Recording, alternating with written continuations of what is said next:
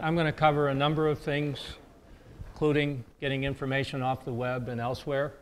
But before I do that, we're gonna take a little journey so we understand how unique this era is with the World Wide Web and how knowledge is stored and disseminated. So I'm gonna go back on the Wayback Machine and talk a little bit about some other things, and then we'll lead into things more current, and then specifically talking about sites and strategies and so on to get information about your disease. So my name is Bill Simeral, and like all of you, I'm a patient. I have polymyositis and I have lupus. I was first diagnosed in 2005. Some of you may know me from the forums. I had very severe and complicated lupus symptoms. A few months later, polymyositis hit me like a brick, and I lost 40 pounds of muscle in a week. I couldn't swallow. I became quadriplegic, had a feeding tube, and none of the meds that I'd taken for 6 months worked. My doctors gave me IVIG and saved my life. And the rest of my story is simply that through physical, occupational, and speech therapies, I've returned, not to my former self, but I went from a literal bag of bones to someone who leads an active life again. And while there are some things I don't do that I once did, I downhill ski, I hike, I play golf, I work out regularly, and life is good, very different. So I understand the challenges that everyone here has because I've had the same challenges. So the rest of my story is that I'm married to my best friend here, Chris. We've got 4 grown sons and 8 grandkids. And Reno, it was very nice of Bob Goldberg to arrange this meeting in Reno because our youngest son lives here and our 2 youngest grandsons live here. So it's a multi-purpose trip for us. And we intend to stay longer and enjoy it. But in the meantime, why am I speaking to you today on this topic of finding information? I had 2 distinct careers, but later in my working life, I entered technology. I was in it for about 15 years, and then I became a consultant, and I've done that for about 12 years. I don't work very much right now. I'm enjoying being long retired, but I still do serve some clients in technology and consider myself an expert on security and using the internet and, you know, many other things that are involved with using a computer. So why am I here and talking to you? Because I'd like to help you find the kind of information that can answer your questions, tell you what the best places to go, and what to avoid. So, does anybody know what this building is? Obviously, this isn't a real photograph. This is a recreation.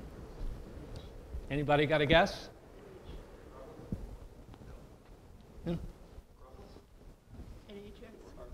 Nope. Nope. Nope. Yeah, early NIH. Pre-NIH. Nope. So this is the ancient library in Alexandria, Egypt. So about 2,500 years ago, it was created. And it was reputed to contain anywhere from 500,000 to 700,000 scrolls. And essentially, it was the repository for all of the knowledge that the ancients had. And basically, knowledge was scarce and unavailable to most. There was only one, well, actually there were 2. There was a second building they had. So most people weren't educated, couldn't read or write, but those that did would come here. This was a unique place in ancient history. At some point, and the historians don't agree on this, there was a fire or series of fires. And history is very unclear exactly when, but the bottom line is that all of these manuscripts were destroyed, lost to history. We can only speculate of how different the future would have been had that knowledge of the ancients survived and been put to use. We don't know everything they knew, but there were many things that they have found that they knew, which are pretty amazing. Like even an early computer that was, made by the Greeks and found in the Mediterranean Ocean. They had some amazing knowledge, but anyway. It might have even had something like this. Don't know. Okay, anybody know what this is? Printing press. This is a replication of the Gutenberg press. So from this era, a couple things happened. There was more of a movement away from scrolls to books, movable typesetting, and printing. So it basically allowed knowledge to be created and stored in multiple places. This was something that couldn't have been done in the past because everything was done by hand. There's some dispute as I researched this over whether the printing technology was invented by the Chinese or it came later. It probably started in earlier times in China, but as far as the Western world and the world as a whole is concerned, this was a very important watermark in the history of knowledge and disseminating it. So knowledge from this point on became available to many more seekers. But you still had to travel to the library, okay? And I call this library mode.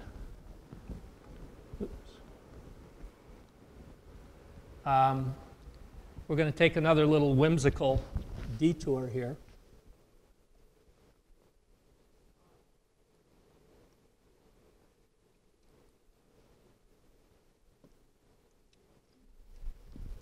This might take just a second to load.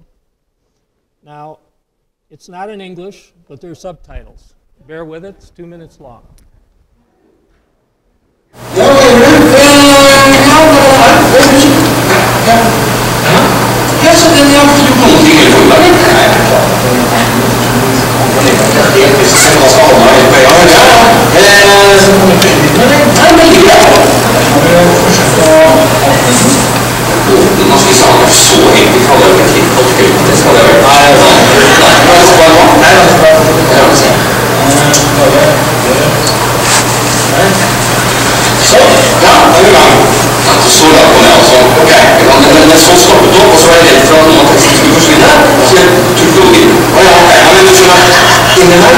Så ligger det kanskje flere mindre sider med lagteksten.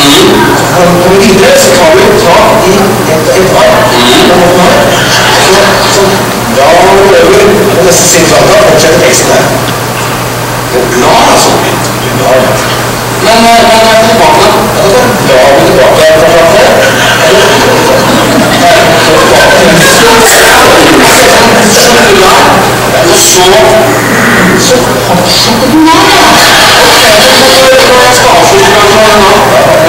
Slår du sammen pennene, ja, så er det lukket her. Sånn.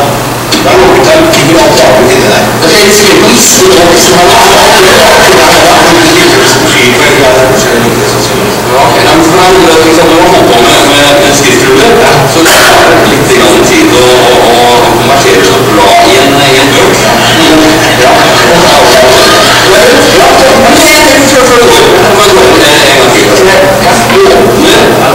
Sånn, og så får du kalle det blar frem og tilbake, og når jeg skal være ferdig, så bare lukker jeg den her. Flott, det er kjempefint. Ja, men ikke sant? Nå er det sånn igjen, for jeg åpner den.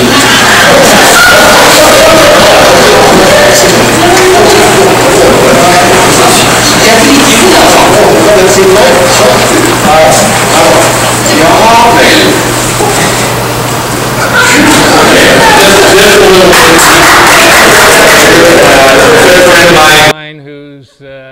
who speaks German sent that to me, and I just thought that would be lighten up the topic a little bit.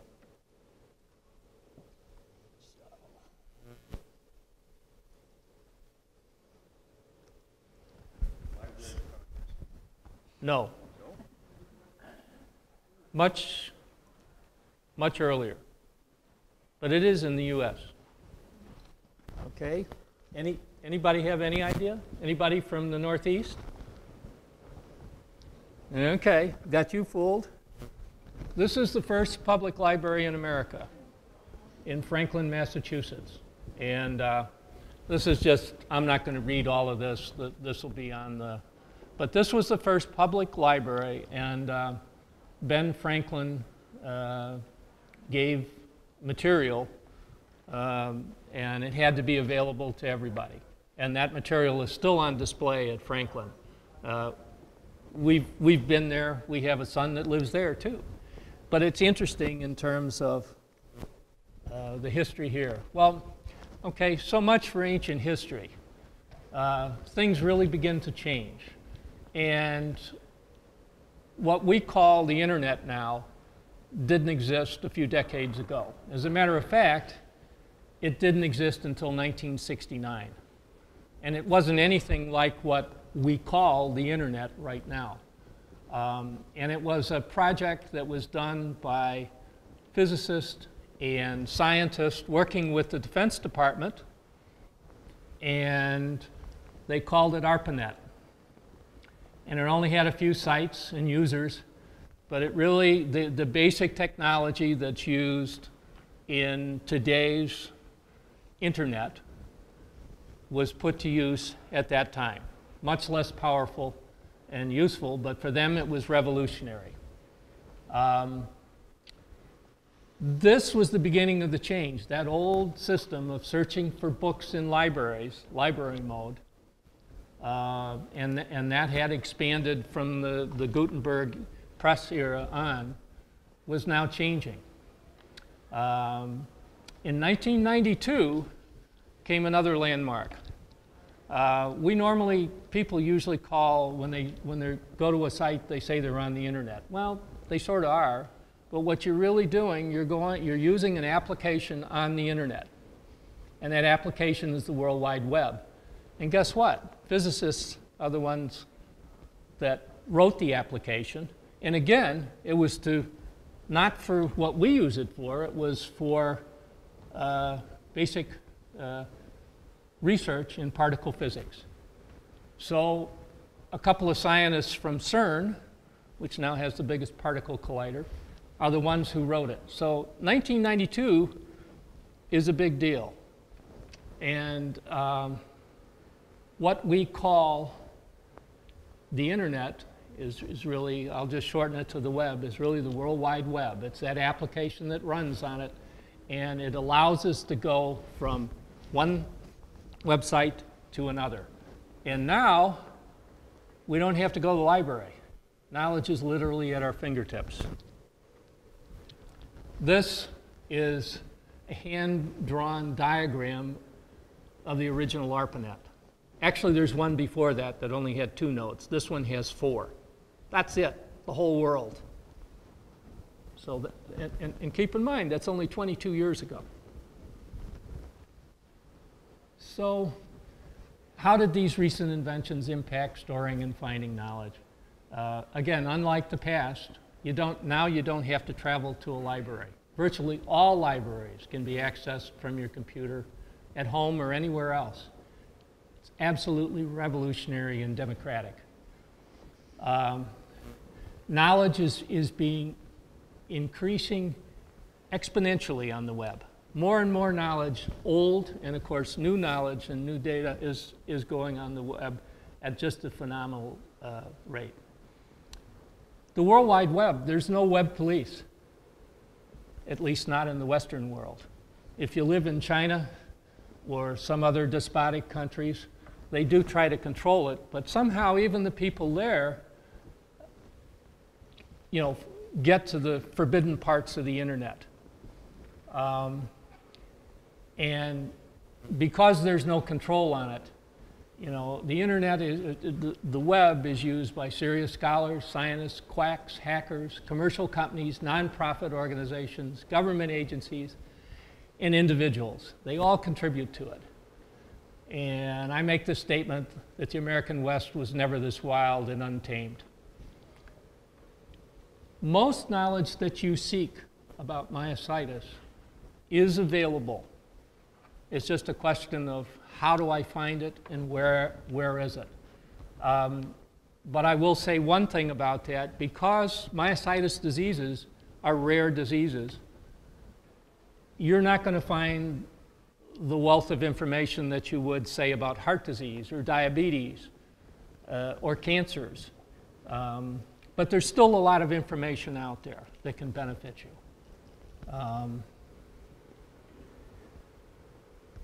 So the challenge really is to find reliable information and avoid the bogus information that could lead you to harmful treatments, ineffective magic potions and cures, or worse. The internet itself, just to back up a little bit and fill in the space, when you talk about the internet, it's really a vast network of physical and digital infrastructure. Fiber optics cables and copper cables, satellites, huge data centers with countless computers, routers, switches, storage devices, backup devices, and software. I've seen various figures, but it's estimated 10% of the electric power of the world is used in the technology and information ecosystem. It's a huge amount. And if anybody has ever been in a data center, it's an incredible piece of technology. And I mean, with the expansion of data that's going on, these data centers are constantly being added to accommodate it. And of course, in recent years, we hear about the cloud. A few years ago, when they talked about the cloud, it was just referring to the World Wide Web and the internet in general. Now, when they say the cloud, they're referring to a storage cloud. And companies are backing up their data. Those of you with iPhones and Android phones and so on are probably backing up your pictures, and there's been a lot of recent, stories about those things getting hacked. I'm not sure from what I've read that the cloud itself got hacked, but anyway, more and more stuff, personal, business, and otherwise, is getting stored out there somewhere in cyberspace in the cloud. A little more about the World Wide Web. The economic engine is commerce. So the almost free web that we enjoy today, except for our access fees to the internet service providers, is paid for by advertising and websites gathering information, and they use and sell that information to identify potential customers for goods and services. You are being constantly tracked, and your internet behavior recorded and analyzed for commercial purposes. I mean, we've had a lot of stories in the last year or so about the NSA, so I'm not really going to go into that, but the NSA pales by comparison to what commercial entities are tracking each and every day. And again, I'm not going to go into too much of that, but it's incredibly sophisticated. Yeah? Is there a way you can limit that or not have it tracked? There are ways you can try to limit it, but the short answer to that is good luck. You really can't. And it's a complicated subject, but believe me, they know more about you no matter what settings you use, no matter what software you use. They know a lot about every one of us here. So, there are many non-commercial websites that hold the medical information we need. These have been created by hospitals, medical schools, advocacy organizations like TMA, and government agencies like the National Institutes of Health. And I make the statement that it's important to support these private institutions and appreciate that our taxes pay for vital public infrastructure like NIH and much more. These are vast enterprises, and we're going to talk about them shortly. And obviously, the private sites are not paid for with our tax money, but NIH and all the things that surround it are. And there are many things, and they're absolutely, utterly useful, not only to us, but all of the medical community. So if you remember back to that ARPANET diagram with 4 nodes, okay, it's estimated, and this is growing every second, that there are about 1 billion websites. So in 1991, there was only 1 that was on the World Wide Web. There's 60 trillion web pages, and that's growing rapidly. There's about 3 billion users on the internet or on the web today. For purposes of this discussion, I'm going to just talk about Google as the search engine, but obviously there are others. The reason I'm talking about Google, it has approximately 78% of all searches, 3.5 billion per day, 1.2 trillion per year. When Google was founded in 1998, there were only 10,000 searches per day. So in 16 years, everything has changed. Nobody's going to the library anymore. They're letting their fingers do the walking. A couple of perspectives on storing and disseminating information. So the first one is from a Northwestern University economist, Dr. Robert Gordon, and he simply states network knowledge. Such collaboration is the lifeblood of the internet. Whereas in earlier times, libraries and encyclopedias offered their riches to a fortunate few, today, all of humanity's knowledge is online, just a few clicks away from almost anyone. And then a second view from a guy who's considered an internet philosopher, David Weinberger. He says, we thought knowledge was scarce, when in fact, it was just that our shelves were too small. Our new knowledge is not even a set of works. It is an infrastructure of connection. And that's basically what the World Wide Web gives us. And of course, it's no longer just personal computers and laptops. It's smartphones and tablets. And pretty soon, we're going to have the internet of everything. Virtually everything you buy will be connected in some way to Wi-Fi and therefore to the internet. Not a good idea, I think, but it's going to happen regardless of whether I think it's a good idea. How do you use search engines to find the information you want? Again, you need to think in a digital mode, not the library mode. Now this has 2 meanings, both the literal one, I don't have to walk to the library anymore because I can do my walking here.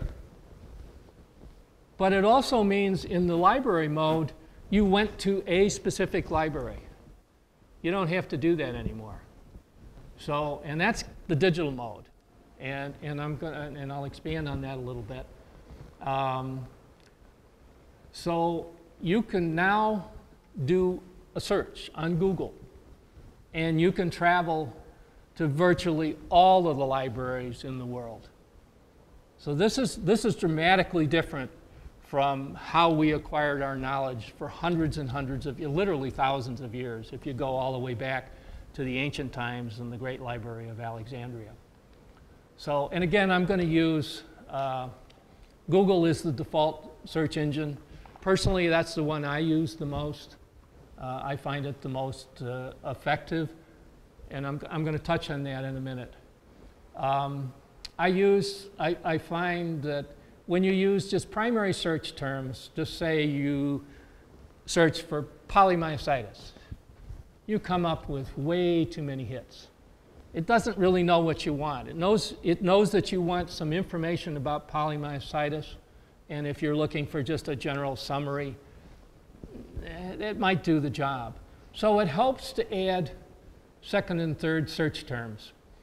And my experience is that relevant hits will appear on the first or second page. So you might get 1 million hits or 10 million hits. Don't go scrolling through the pages. If you don't find on page 2 what you're looking for, what you want to do is revise your search. Try different terms. And the other thing that happens when you do that, if you're doing your searches from one computer. Google or any other search site will become more efficient at finding your searches. It's going to learn from you. It's going to learn what your interests are. It's going to know what you click on and what you don't click on. And so it becomes more refined. If you do searches with multiple devices that have different IP addresses, it's not going to be quite as effective. But you can try, if you don't find what you want the first time, change the search terms a little until you find what you want. And I say, one small change can be magical, because all of a sudden that yields exactly what you want. And you know, every search engine is a little different with the technology. It's all proprietary. They don't want to talk about it. But they all work a little differently. So if you were to do a test and search for the exact same terms using Google, Bing, Yahoo, and whatever, you would get slightly different results. You might get some of the same results, but you'll also get some unique results from each one. And the reason is simply that each search site's algorithms differ slightly. They have slightly different technology. Yes? What search words to use is not really intuitive. Is there anything like Searches for Dummies that gives you guidelines? You know, if you send me an email, I'll research that and let you know. I don't know if there's anything. I've learned over the years, of the 20 years that the web has existed, by doing tens of thousands of searches about. Because I'm in technology, I'm constantly researching things. And it's absolutely amazing what you can find. And I'll try one term, another term, and you know, it's somewhat trial and error. There is something called Boolean logic, and all the search sites allow you to use Boolean logic. And if you want to take the time to learn, and that's too much to talk about here tonight, you can get very granular about your searches if you're looking for a particular thing. And if you are a true researcher or a scientist or an engineer and you're really looking for just something very specific, you may use those things, that type of logic. But my contention is that for what your needs are and my needs as a patient, I've been able to find almost everything I want by using common sense terms. And if I don't find it the first time, I try again, then try again. Usually by the third or fourth, I've got what I want, and I can get it faster than, say, going to site A, it's not there. Site B, it's not there. You know, by doing these meta searches with Google and so on, you can cover a lot of territory in a short time. Just a few comments on, further comments on searching. There's no need to use the King's English or proper grammar. Don't worry about that. You don't get graded on it. I use very terse, simple terms. I mean, there are things, again, when you start to use Boolean logic that can make things more specific in your search, but most people don't do that. The search engines will interpret what your search terms mean.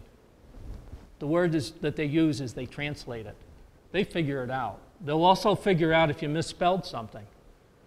I mean, it's amazing, it's uncanny how often they're right. Not 100% of the time, but so, you know, don't worry too much about what you put in there. Again, just try another one. And I've already talked about the Google Advanced Search, so you can use that if you want to explore Boolean logic. And there again, if you want to find information about that, Google it. Google how to use Boolean logic in a web search. Be amazed. You'll find all the information you want. Also, like with Google, there's some generic search modifiers that you can find on the main search page. So you can limit the results to the World Wide Web, images, books, news, videos, and there's a few more. And I already covered that the search engine learns if you use consistently one computer. So, and I've said this again, but paradoxically, it is often more effective to use Google instead of searching on a specific site. And I have proved this to myself countless times where I've gone on a site, I know the information is there, and their search engine won't find it. And I go back to Google and I say, go to whatever and look for it, and guess what? It finds it almost right away. So sometimes that's a time saver. I'm not going to go through this diagram, but if any of you wonder, how the heck does Google know where all this stuff is? All these trillions of web pages and all the content within them. Well, they have software called crawlers. And as the name implies, they're out crawling and searching the web before you search the web, and they index things. So that when you make your search, it goes to their index server, which has been populated with data with the crawlers to satisfy your query and give you results. And again, this is a whole interactive, very complicated process, and it happens in nanoseconds sometimes, seconds at the most. It's just absolutely mind-boggling when you consider the size of the enterprise. So here's some suggestions of how you can work through the chaos of the internet and find reliable information. These are some suggestions from McGraw-Hill, and it's answering the question of how to judge the reliability of internet information. So, ask yourself, who is the author or sponsor of the page? Are there obvious reasons for bias on the page? Is contact information provided? Is this page a zombie? In other words, it was put up there and it's dead, it's ancient, it's the living dead. What is the purpose of the page? And I'm going to come back to that in a minute. How well organized is it? That'll kind of give you an information of how good the site is. Is the information on the page primary or secondary? This is probably for us is a little less important. Most of the sites that you're going to go to, the information is secondary. It's more concerning news. Can you verify the information? Do you know who the authors are, and is it reliable? And it says here, if you are worried that the information that you found may lack credibility, try starting with a source you know is reputable, and I'll come to that again in a minute. Some additional suggestions, and this is from, there's actually a Medical Library Association. And they suggest, in evaluating sites, look at who's sponsoring the website, how often is the site updated, does the site present facts and not opinion, and who is the intended audience. Another nice thing that they have is they have a translation site. What did my doctor say? And there's the link for it. So it can, when you get those terms, I was looking at a paper the other day and it was making my head hurt trying to figure out, what did this protein do and so on. What are some reliable sites? Well, I'll put at the top of the list the Myositis Association. And the one thing I've found in my travels in working with TMA and working with individuals is that a lot of people don't realize there's a lot of good information on the TMA site itself. And that's at the myositis.org. Now, one thing you should understand, the Myositis site is actually two sites. So the home page is this, and that's where a lot of the articles are posted and the news. And then there's the community forums. That's a second separate site. Don't ask me to explain why they did it that way, but it is. So you have to have two registrations and two logins. They can be the same login, but you're logging into different sites. So, the National Institutes of Health. This is key to everything. And the figure I've heard is that we fund that to the tune of about $30 billion a year. So it's not just for us, it's for the entire medical community and patient community for all diseases and conditions. As a part of that, there's a National Institute of Arthritis and Musculoskeletal and Skin Diseases, also a part of NIH, but a separate part of it. Johns Hopkins has the only dedicated myositis center, and that can be a good place to go. I personally find that Johns Hopkins, their information is reliable, but not as detailed as it could be. One important site to know about is another NIH site, which is clinicaltrials.gov. Every clinical trial in the United States has to be registered here. It's going to be there. And most of the trials elsewhere in the world will also be registered here. So if you go on to that site and you search whatever your area of interest is, sporadic inclusion body myositis or whatever, you're going to find all the trials. You might have to page through a few pages, but you will find information about them. So there's the journal, the JAMA Neurology Journal. So that's a journal of the American Medical Association. That's another good source. There's the Muscular Dystrophy Association. As I'm sure most of you know, that myositis diseases fall under the Muscular Dystrophy Association. Muscular dystrophy doesn't do much in the way of funding research. It does some, but there's a lot of interaction between muscular dystrophy and local groups. We interact with them in Chicago, and they're very helpful to us on a local basis. And there's some good information on their site.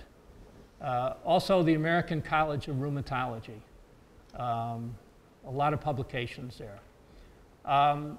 There are some sites, I call them e-medical sites, and the two best are MedicineNet and eMedicine. And they're really pretty good if you need a summary of what you're looking for. You need, and you need some detail, but you're not looking at the most recent studies. And this is a good place to go. It's a good place to go when you're a new patient, or, gee, you know, maybe I need to refresh my knowledge of the disease as a whole to understand the breadth of what I have and what is possible. Yes? You said there were two websites for TMA. The community board is different. Can you give us how If you go to myositis.org and you click on there will be a link to the community forums that'll take you there. But I say that because there was a lot of confusion when they created the new site. And people didn't understand that they were two different sites. You had to register on both. So your old TMA registration is on the home page. Yeah, did you have a question? The only thing I was going to say, though, is this is not correct. Maybe that's the way I assess it. Once you're on it, if you're using the same computer, you really don't have to log in all the time. Yes, you do.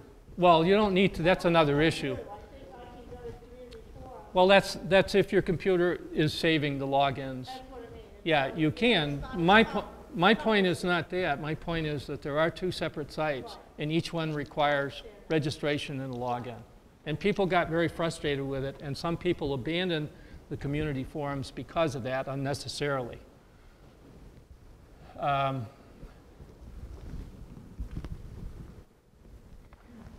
You can go to search sites of major medical institutions. And I just name a few: Mayo Clinic, Northwestern, Cleveland Clinic, Johns Hopkins, and there are many, many more. And some of these have great information. But again, I go back to think in the digital mode. Do these searches with Google or the search engine of your choice. And a lot of times you're going to have that information searched as well. If you want information delivered to you, there are some nice services. One of them comes out of NIH. It's called Medline Plus. And Medline Plus, you can custom request notifications of new information on the subjects that you're interested in. And it doesn't just have to be, you know, if you have other health concerns, you can include them in the search. And so I get daily emails from Medline Plus, you know, with a whole bunch of things. Some of the stuff winds up I'm not interested in, but if something comes up that's relevant to the areas I am interested, I'm going to see it almost immediately.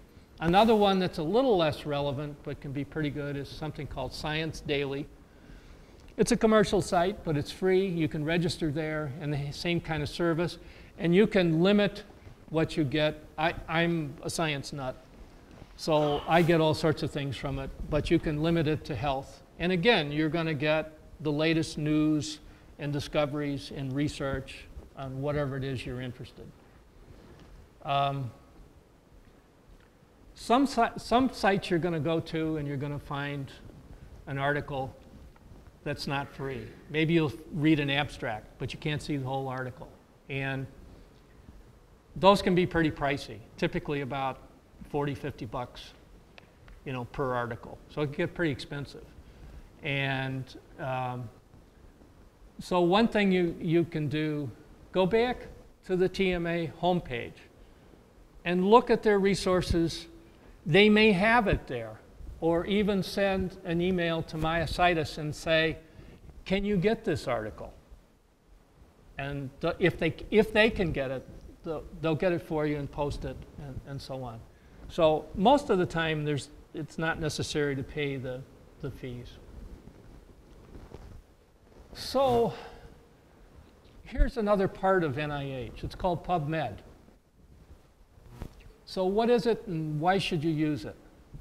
So any medical articles that are written by researchers are going to be on Pubmed. So Pubmed consists now of 24 million citations for biomedical research. The records go back to 1966, virtually everything, selectively to 1865. Not sure how relevant that would be, and very selectively to 1809, with about 500,000 articles added annually.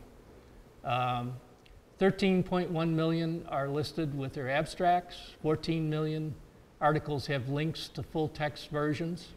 About 3.8 million are free. The rest are the ones that you have to pay or find it somewhere else. This is just a vast resource of medical information in the National Library at the National Institutes of Health. So again, these are some areas where our tax dollars are doing us some good, and you know, you should use it. You can register as a user. Registration itself is free, but again, some articles you're not going to be able to get for free. And one other thing about Medline Plus, which really is kind of an adjunct to it. This is all a part of NIH. Medline Plus will send you the article in language that you can understand. If you get an article off of Pubmed, you're getting the researcher's paper. So, you know, some of them are easy to understand, and some of them, you know, you're going to spend some time. On the Pubmed site,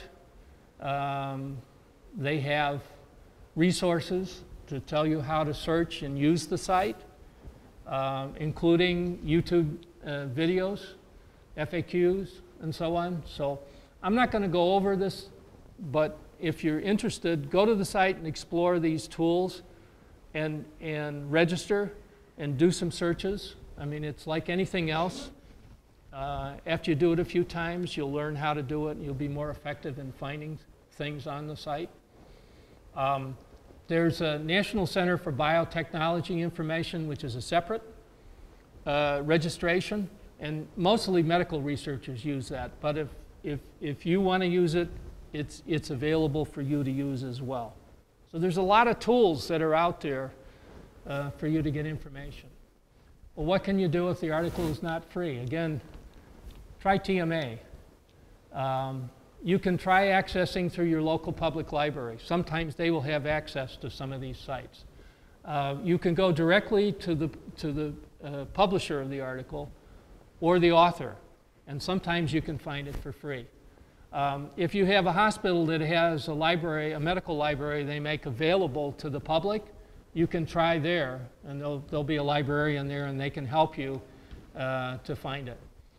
Also do another Google search and say, I want, cite the article and the author and end it with, free, and see, and you might find it. Again, this is back to thinking digital, not the library mode. Don't be analog in the way you look at it. Won't always work, but it often works. So what resources does TMA have on their home page? And I'm just going over the main headings. They have learn about myositis, your myositis community, and that's where you would access community forums. They have for healthcare professionals, but you can access that as well. There's good information there. Explore research, so that's another valuable place. Anything that's really relevant is probably going to be up there. And then the last one is get involved. And I won't go through that. That's trying to recruit us to help the community in TMA. So should you use the TMA community forums? My answer to you is yes. Post your questions. You'll get answers from your peers. Many of the people on there have the knowledge and experience you seek and cannot get from your doctor or researchers. Doctors are not myositis patients and do not have the real-life experiences that we have. So you can't always get the technical medical information, but you can get a lot of the day-to-day nitty-gritty stuff of how in the world do we cope with this or that. I think the forums are great, and I'm on them every day, and I try to respond to people when I have something that I feel like an offer and help them. But remember, I caution that most of the posters are not medical professionals, and there will be good and bad information posted there. One thing, knowledgeable posters will challenge or correct inappropriate information. Pretty good self-policing there. And if there is a support group in your area, put a plug in for that. You definitely want to attend that. Again, that's similar to being on the forum, but hey, you're face-to-face. And I co-lead the one in Northern Illinois, and we have some incredible discussions. And it's helped a lot of people, including me. I started because I needed help. Now I'm trying to give help. Although who knows, I might need the help again because we never know with these crazy diseases. Facebook. Should you join Facebook groups created for myositis patients? I do post on a couple because a lot of people have gone to it. I have mixed feelings about Facebook. One of them is everything you post on Facebook, all information, all post is owned by Facebook, and you have no control over what they do with that information. Right now, they use that information only for themselves. Same with Google. But you don't know. They're not obligated to. They own what you post. So there is no privacy there whatsoever. Facebook groups are okay, but I just think it's the wildest of the Wild West there. You get a lot of crazy stuff there, and you don't always get responsible people challenging it. And some groups are better than others. They're not all bad, and again, I use them, but I use them. I'm always skeptical on them. Just some final thoughts? Yes? How do you find various Facebook? Go to Facebook, and there's a search bar there. Put in myositis, put in polymyositis, dermatomyositis, inclusion body myositis. You will find there's 25 or probably a lot more. You can put in something like mixed connective tissue disease, which is technically my diagnosis, and you'll find Facebook groups on that. So some final thoughts, and these are mine. Be skeptical of the following. Any site that is selling something. Alternative, complementary, homeopathic medicine, diets, supplements, and treatments as primary treatments. Okay? And I'm not saying these things are bad. I'm saying If somebody tells you, you don't need prednisone, you don't need Rituxan, you don't need IVIG, talk to your doctor. Don't believe them. They're selling you something. So be skeptical.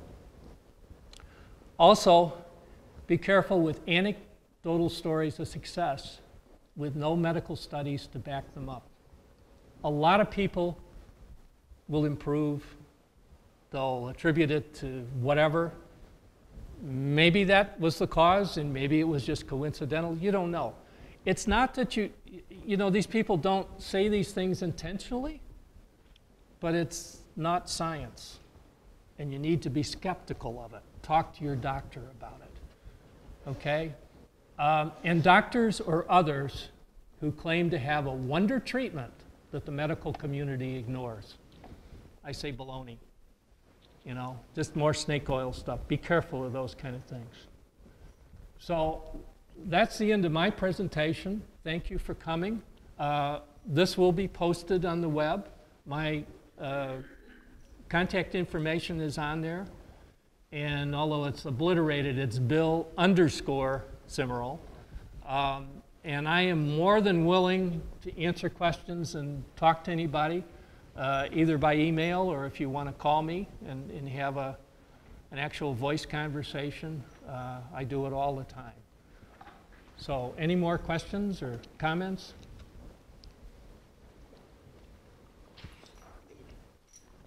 Okay. Thank you for coming. Thank you. And enjoy the rest of the conference. Evaluations, I would really appreciate it if you would take one and fill it out. This is how the board decides what will be presented next year, or recesses need tweaking, which things need repeating, et cetera. So it really is very important to the board in connection with next year's session. Are those your grandchildren? Those are our two youngest that live up here. And that's on Lake Tahoe. Very Terrific. good. Yes. Okay, on Facebook, we're not too good about it, but sometimes we have that line, people you know. Mm-hmm. And, you know, sometimes we do know the people, sometimes we don't. I just find that odd that they, so you're saying someone is researching something Facebook- about us that it pops these people up? I mean, Yeah. it's so weird. They're trying to make connections. They're trying to make everybody a friend. They're trying to get everybody to post. And they're doing it for commercial reasons so they can make money. That is weird, yeah. It's And scary because and just like other sites, if you go and you visit a site and you look at a pillow, yeah. and then you go back into your browser and go somewhere else, and all of a sudden a pop-up comes, and it's the pillow you just looked at. They're trying to get you to buy it. It knows you went there, and they've sent you a cookie. Well, Facebook is just like that. They have a feed there, and depending on what you post and so on, the feed will change. So weird. Well, it's the economic engine, but people need to realize that when they go on the internet, and if they have an expectation of privacy, forget about it. There is no such thing as privacy on the internet. Keep trying to tell